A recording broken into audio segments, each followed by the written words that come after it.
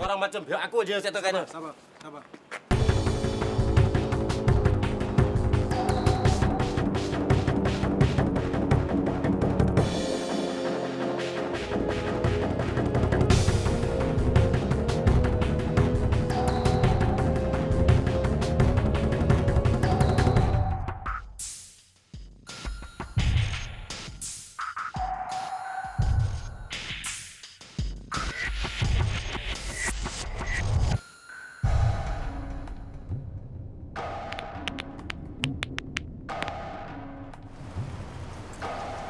Gua dah lama usah sama lu aja, Rom.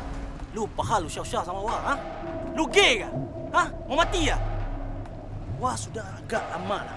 Orang-orang pada sado macam lu orang ni memang gay boy. Tui. Lu makan boleh sebarang makan. Cakap jangan sebarang cakap. Satu kali gua patuk, baru lu ada rasa. Lu punya patuk boleh balik lah. Satu kes sudah tahu mak, itu Thailand sudah kasih jinak sama lu punya ular. Jinak apa? Ular!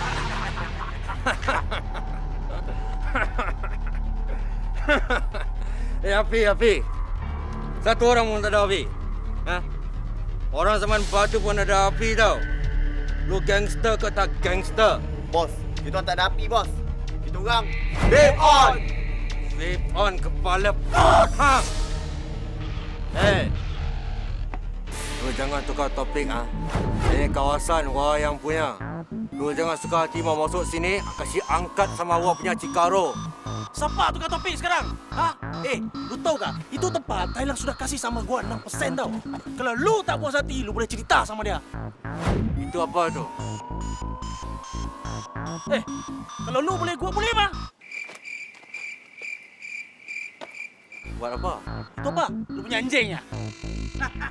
Oi, aku nak ambil duit aku jatuh kat bawah ni. Hang pinjam aku pasal apa? Wah, jilat belakang lah, mau jilat bawah.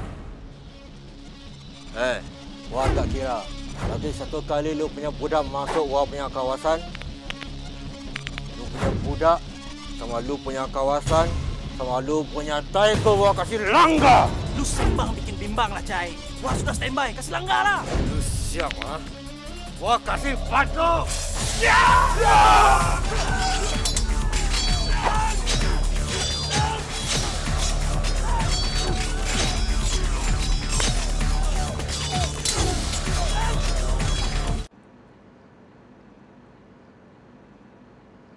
Macam mana? Ni apa dia ni? Cerita apa dia ni hang buat ni? Nama karakter semua klise.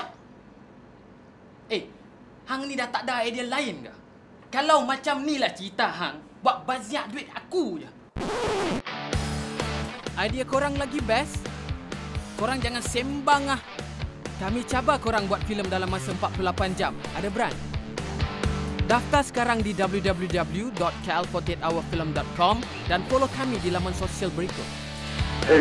#KL48HFB. Hanya di Powergum. Coming to YouTube. Lu tunggu Sabar dulu.